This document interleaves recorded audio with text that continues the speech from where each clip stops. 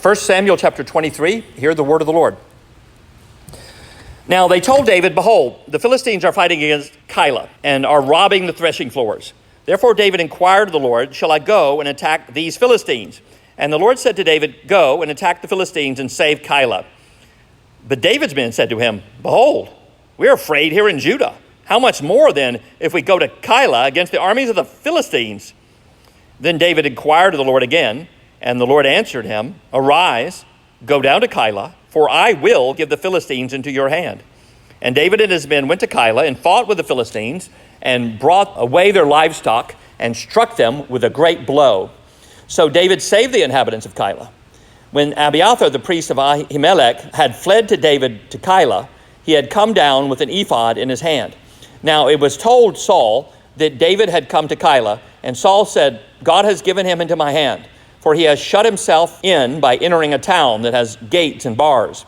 And Saul summoned all the people to war to go down to Keilah to besiege David and his men. David knew that Saul was plotting harm against him, and he said to Abiathar the priest, bring the ephod here.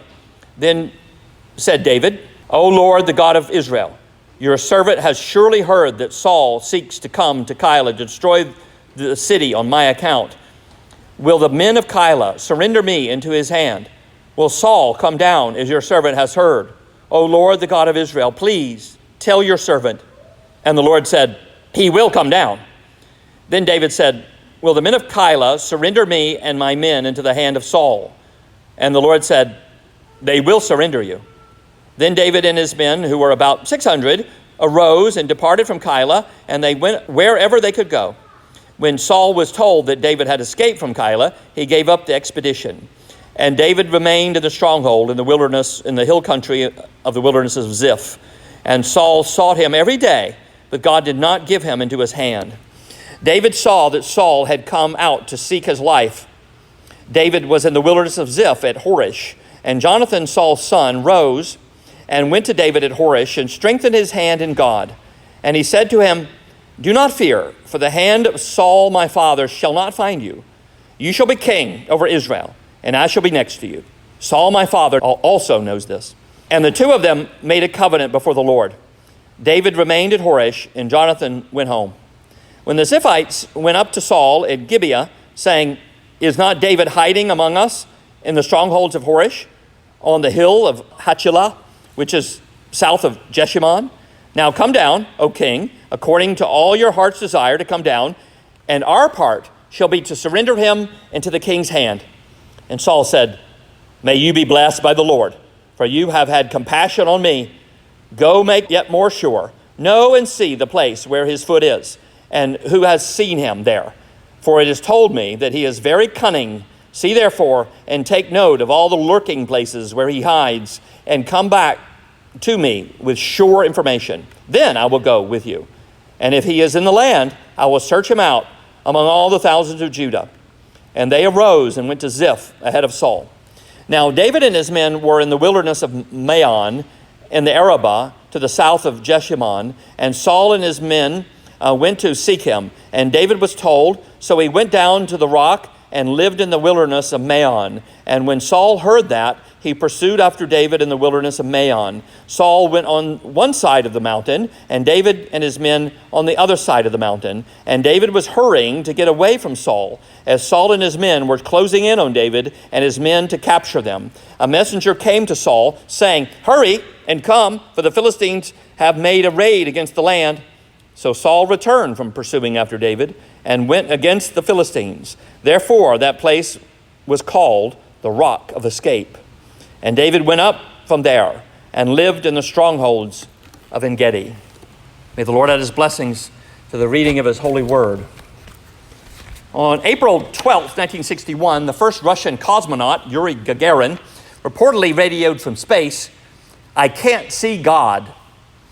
At least that was the claim of the Soviet leader Nikita Khruschev at the next Communist Party Central Committee. Gagarin didn't actually say that, but Khrushchev wanted people to think he did. Communism was intent on furthering atheism because it wants people to believe that this world of matter is all there is. There's nothing beyond just bodies and food and clothing and houses and stuff or whatever you can hold. that is worth living or dying for. Even though, according to historian Stefan Courtois, by 1997, communism had killed about 94.36 million people. So for a belief, and that's what communism is, it's a faith like any other religion, a belief that says that physical life is all there is, it's very destructive for physical life. But back to space. Is it really true that you can go to space and not see God, or at least not see his hand, his handiwork? In 1992, astrophysicists launched the Cosmic Background Explorer satellite to verify the Big Bang theory, and they did. They proved that the universe had a beginning. Stephen Hawking called their findings, quote, the scientific discovery of the century, if not all time.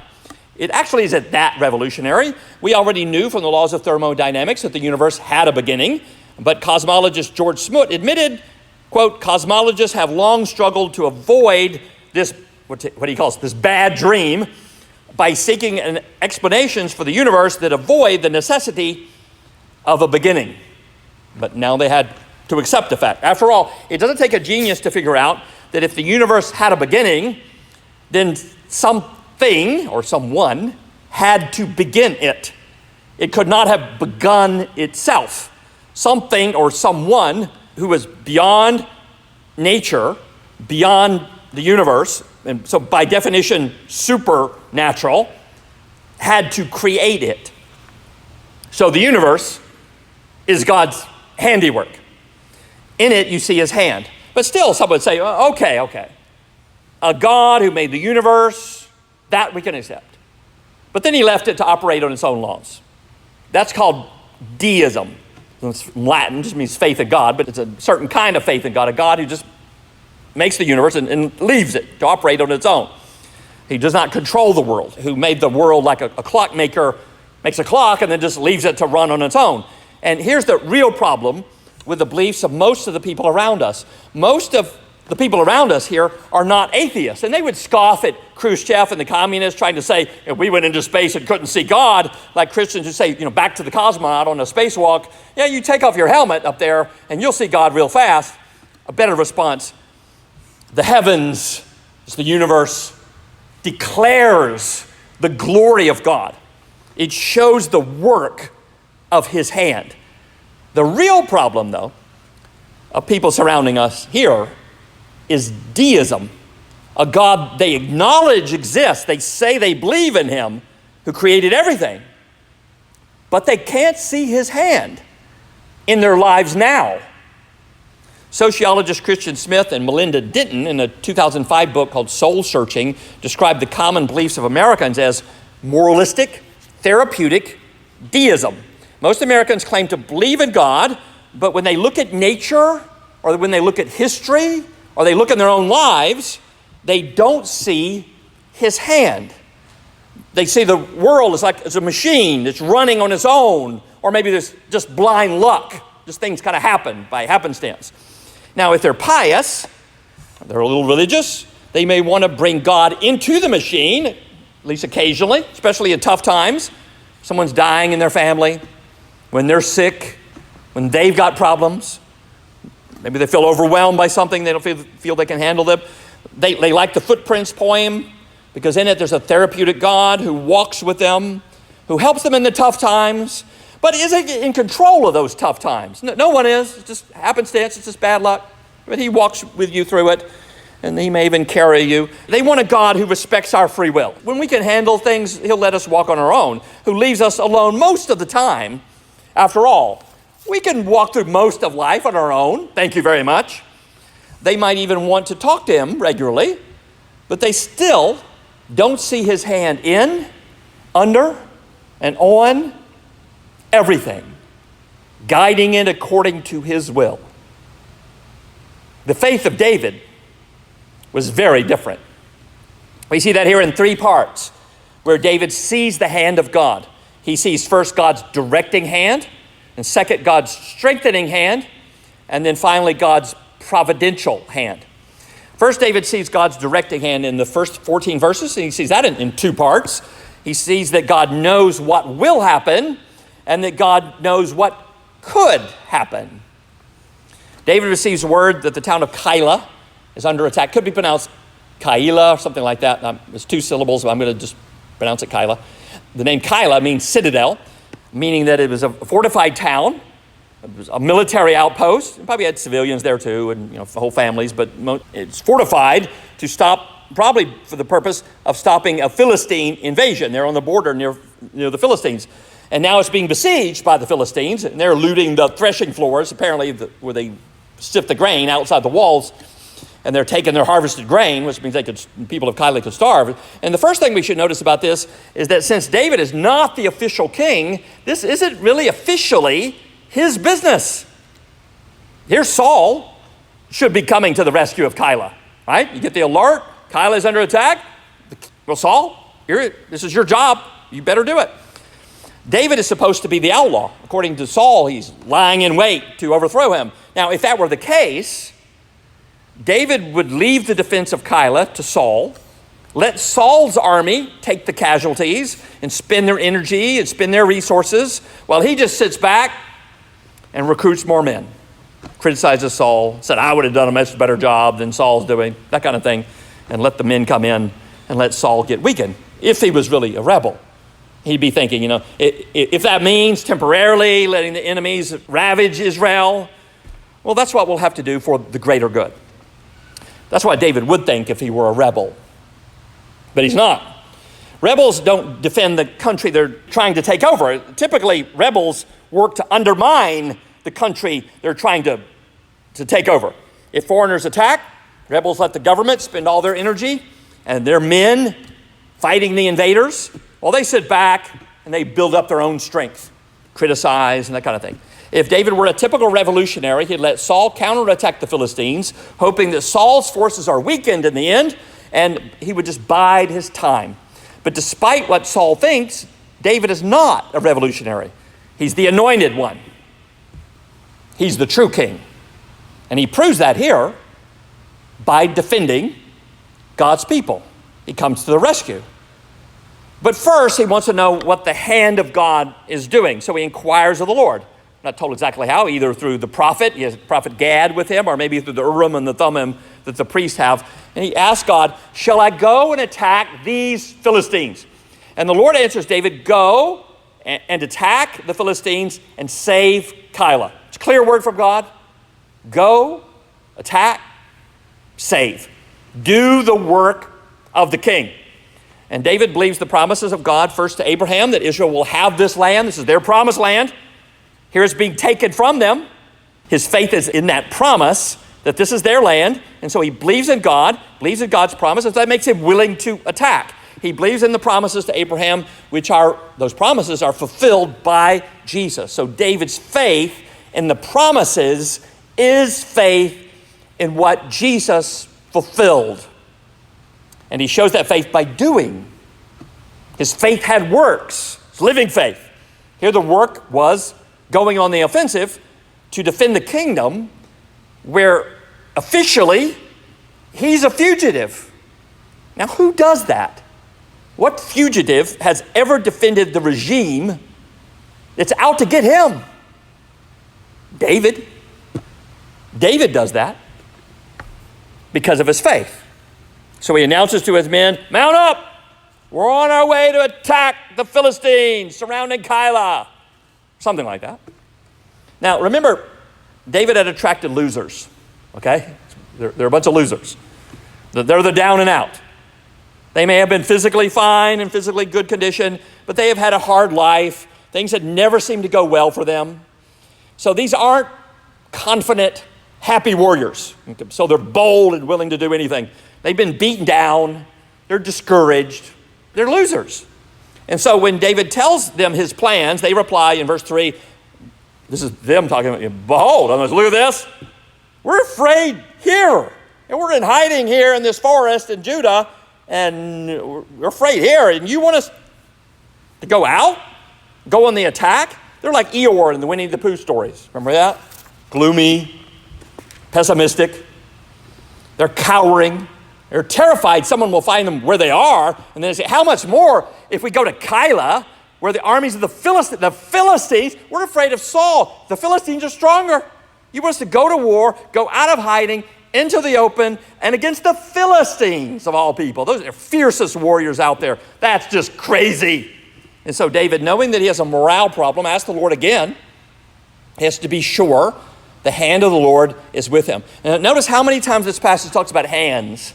Did you notice that as we were reading through? The hand of this, hand of that, the hand of the Lord, your hand, David, the hand of Saul, strengthened hands. Here David sees the directing hand of God. He inquired of God once, and when his men questioned the guidance, he inquires again.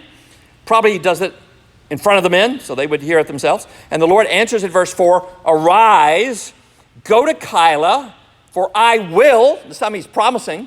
Before just God gave a command what to do, here he's promising what will be the end result. I will give the Philistines into your hand. The Philistines are about to change hands. Like God says, I will give the Philistines, implies that they're already in God's hand. Okay, these Philistines are not just out of control, not just rampaging like a vicious dog let loose from his chain. No, they're in God's hand, and he can give them to whoever he wants. And the Lord promises the second time, I will definitely give them into your hand. I have them. They're in my hand. I give them to yours. So they go to Keilah, and they win. They struck them in verse 5. It says, with a great blow. This is their first victory, so it boosts their morale, their confidence. They get livestock from the Philistines, so they're gaining resources, they're getting equipped. And David saved the inhabitants of Keilah, so they're gaining a reputation as winners. They're getting these losers are turning into winners. And all because they had trusted in the directing hand of God. Now, when this church was first started in 2008, we were based in Yanceyville. Our focus was very much Yanceyville, Caswell County, hardly, Danville at that time was where we just go out to eat. Think of that for the church. We were meeting in the Caswell County Parks and Rec Gym, but as we were looking for a permanent building, this one was available.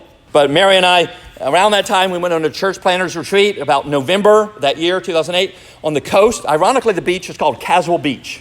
I don't know what that's supposed to be. Anyway, but there I was thinking about whether we should move here. About halfway between Yanceyville and Danville. It's kind of out in the middle of nowhere, but it's about halfway between, actually a little closer to Danville.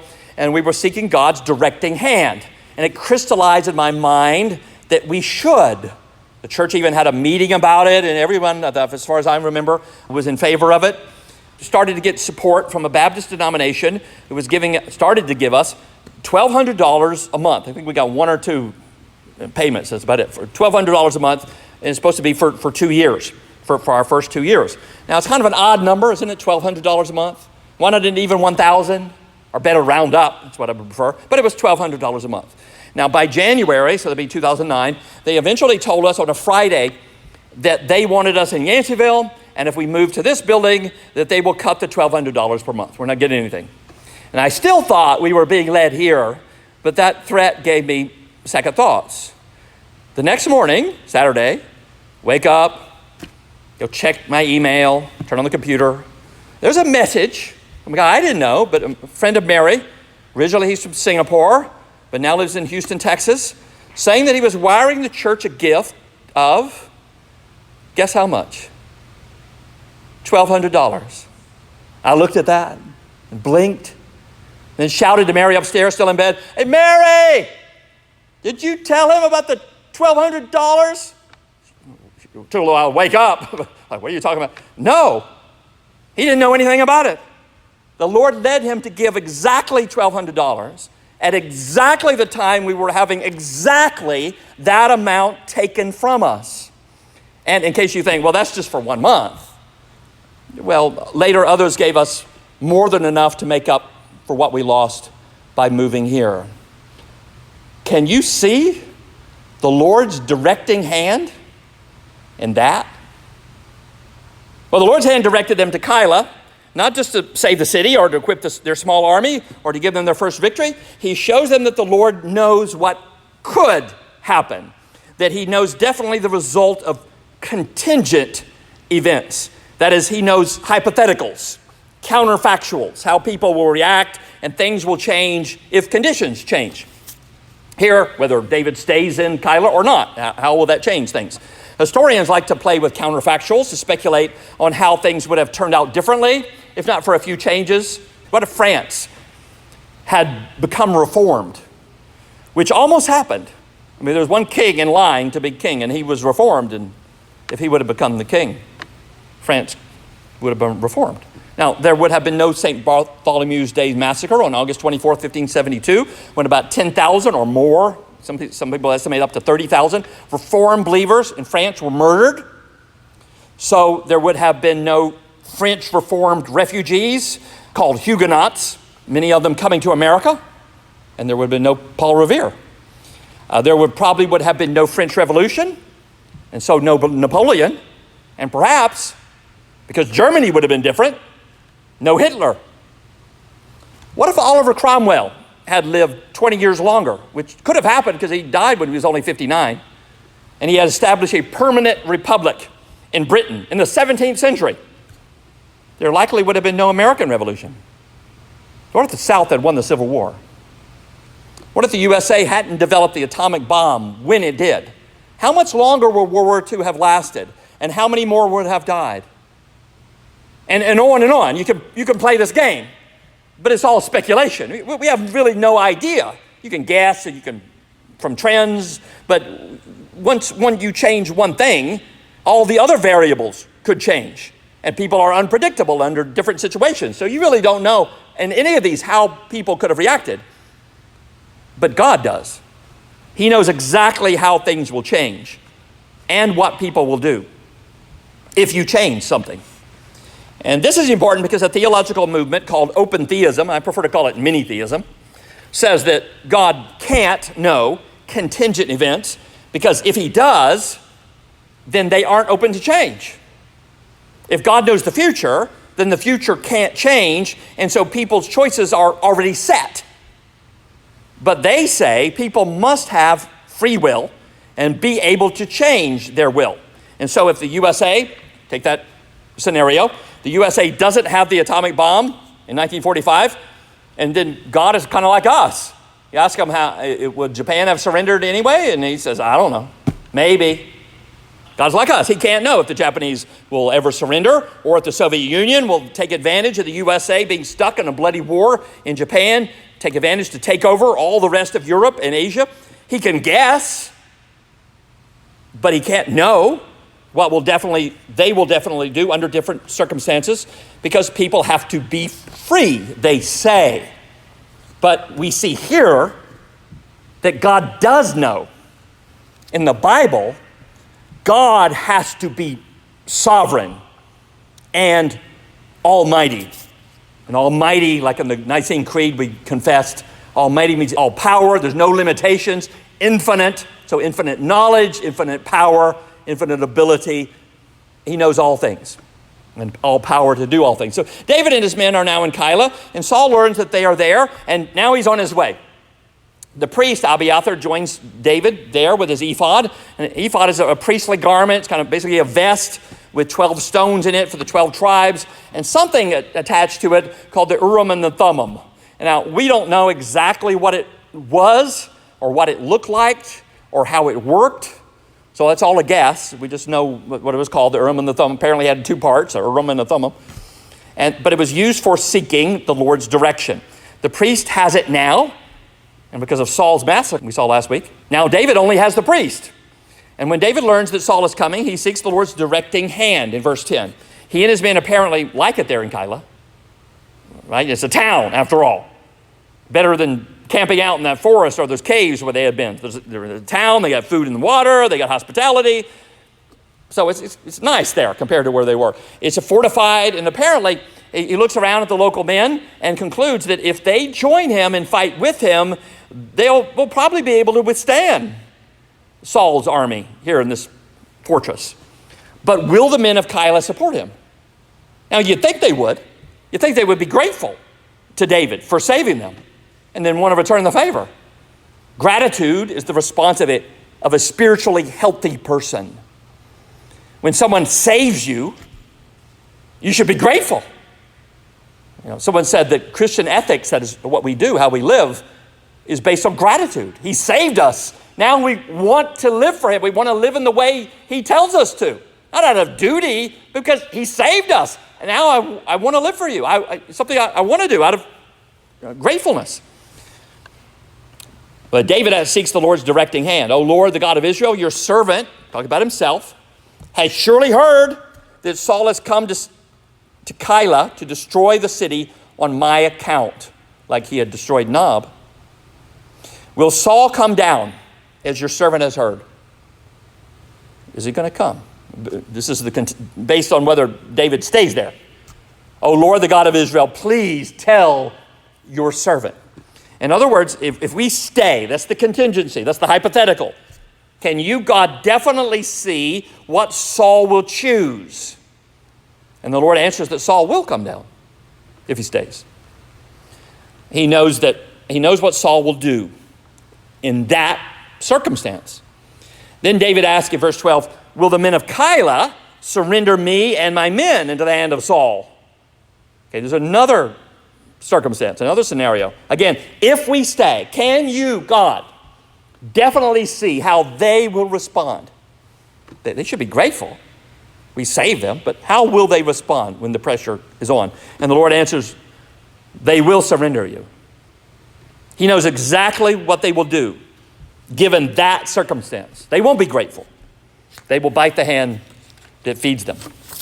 So with that, because of God's knowledge of what could happen, David and his men, now up to 600, notice that, before they were 400, so they've grown by 50%, leave in verse 13, and they went wherever they could go.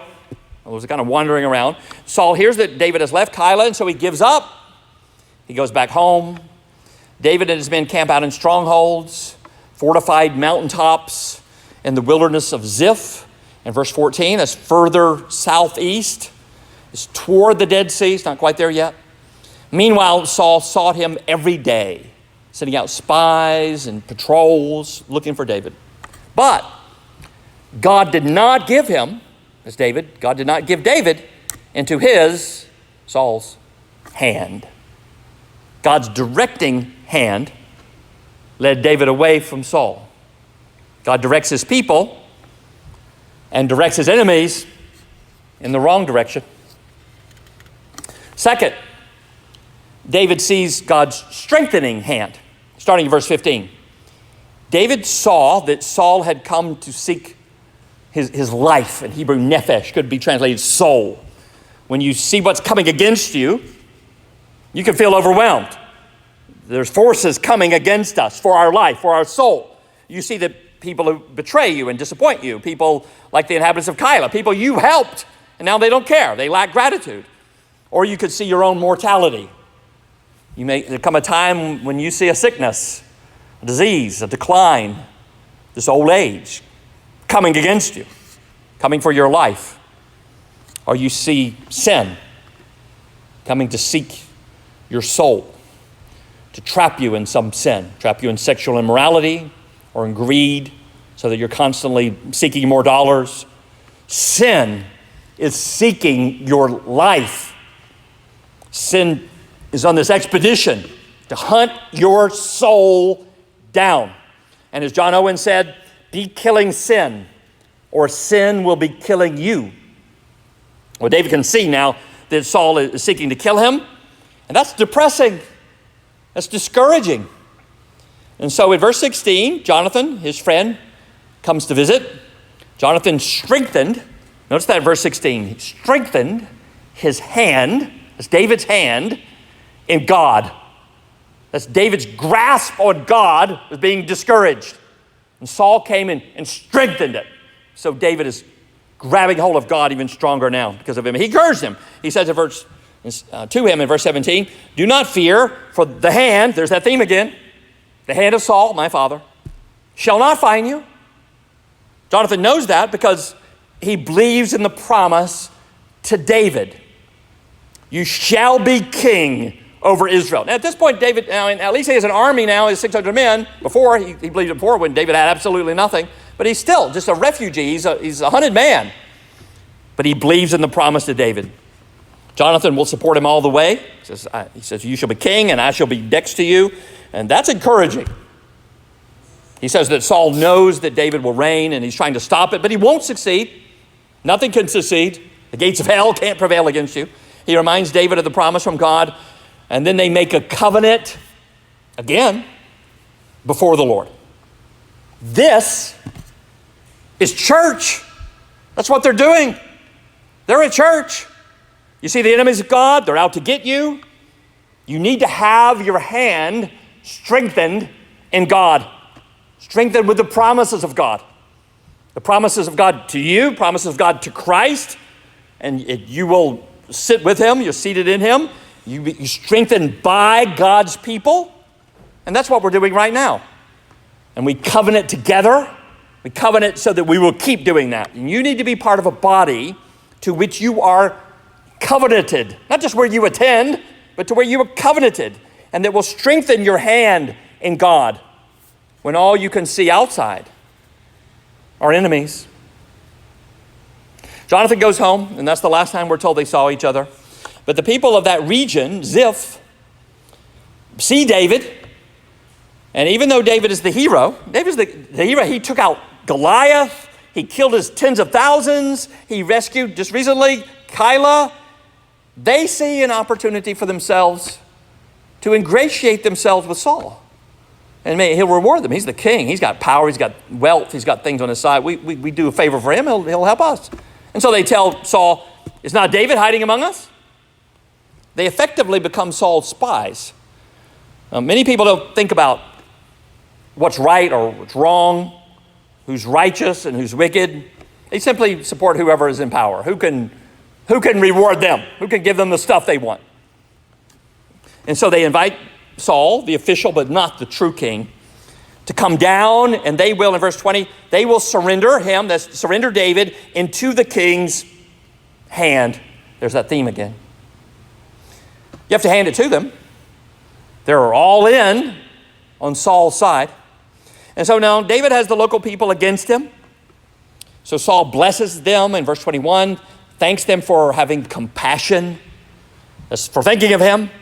But he's hesitant. He asked them to double check where David is.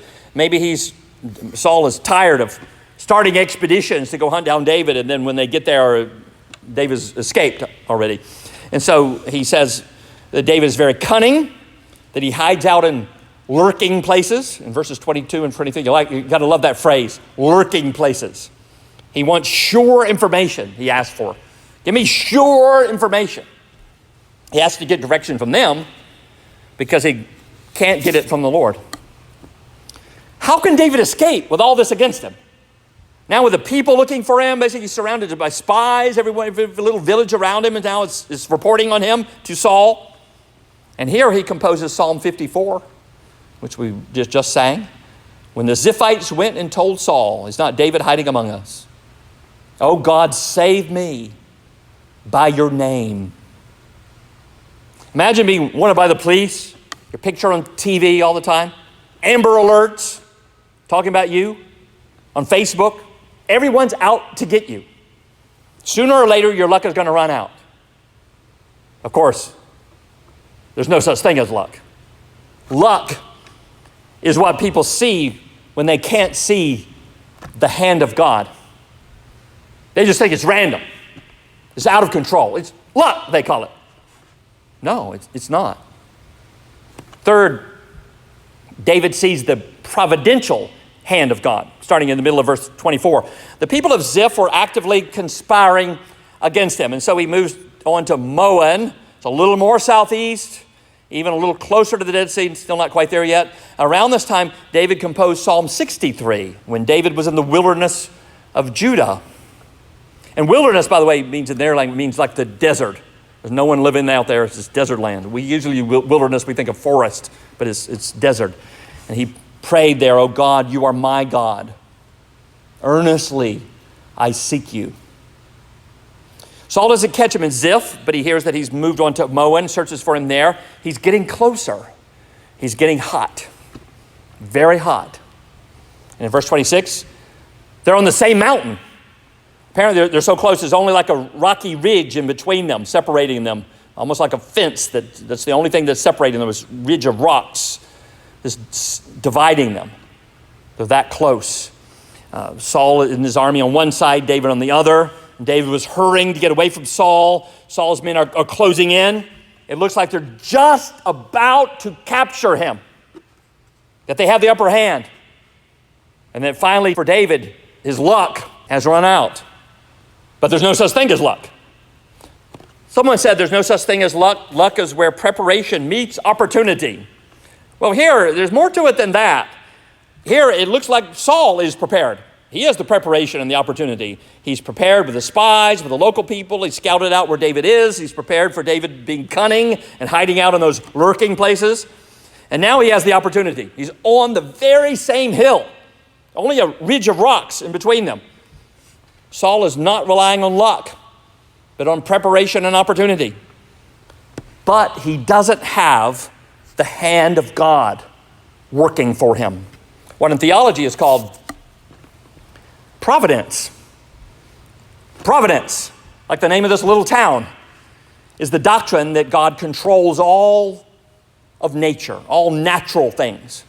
God is not just seen in miracles, when he overrides the laws of nature, walks on the water, feeds 5,000 people, just a few loaves of bread and a few small fish, heals the blind, raises the dead.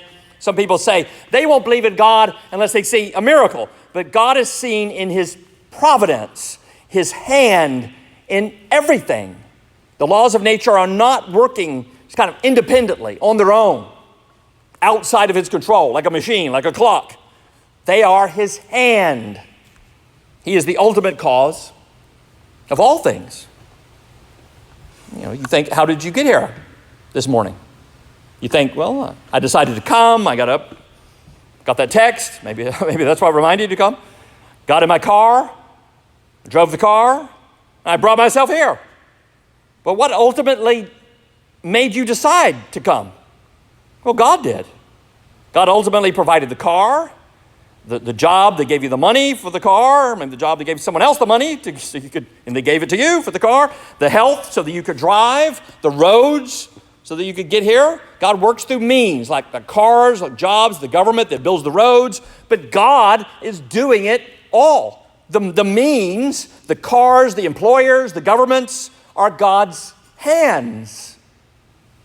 Can you see the hand of God? Well, here so far, David has avoided Saul by his cunning, by his being in lurking places, by the Lord's direction, even the Lord telling him what could happen in hypothetical situations. He provides strength from Jonathan, but now it looks like his luck is about to run out. But there's no such thing as luck, because this has never been about luck. All those people going to the casino in Danville are hoping for good luck. But there's no such thing as luck.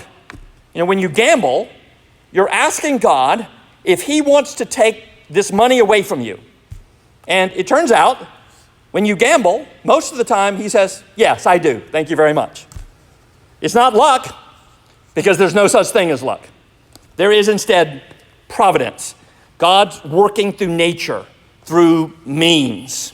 Here, Saul is right on the verge of catching David. He's just over this little ridge of rocks. He's that close, almost like on the other side of a fence.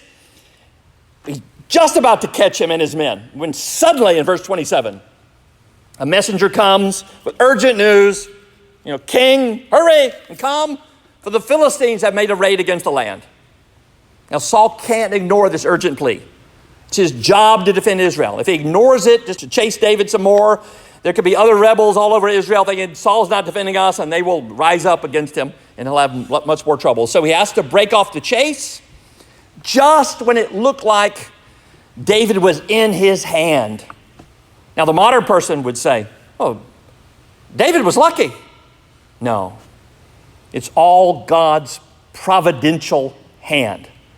What caused the Philistines to attack at just that moment? Oh, they probably had their reason. They probably may have had it planned months ahead of time. But it was determined by God's providence. What caused Mary's friend in Houston to give $1,200 at the very same time we are being deprived of exactly that same amount? Well, he probably had his reason, whatever it was. I've never asked him for choosing that amount. But God was in control of it. David can see the hand of God in Saul being taken away by his duties, and so names the place the Rock of Escape. And then he takes his men to the strongholds, that's the forts of En-Gedi near the Dead Sea. He got away because of God's hand. But here's the catch. If Saul had caught him, a counterfactual, that would have been God's hand too. We don't just see God's hand when the hero escapes. When the son of David was betrayed, arrested, and didn't escape, is beaten, put through show trials. When Pontius Pilate and Herod, they looked like they were going to let him go, but finally they don't. So that the son of David was crucified. Then the apostles prayed in Acts chapter 4, verse 28. They prayed that all this that has happened, it happened to do what, speaking to God, praying to God, to do what your hand and your plan had predestined to take place. David here escapes, and the son of David does not escape the cross, but then escapes the tomb because of God's hand to save his people, chosen before the foundation of the world. Your salvation was never left up to luck or to your own preparation or opportunities. It's from the hand of God. And for that, we should be grateful.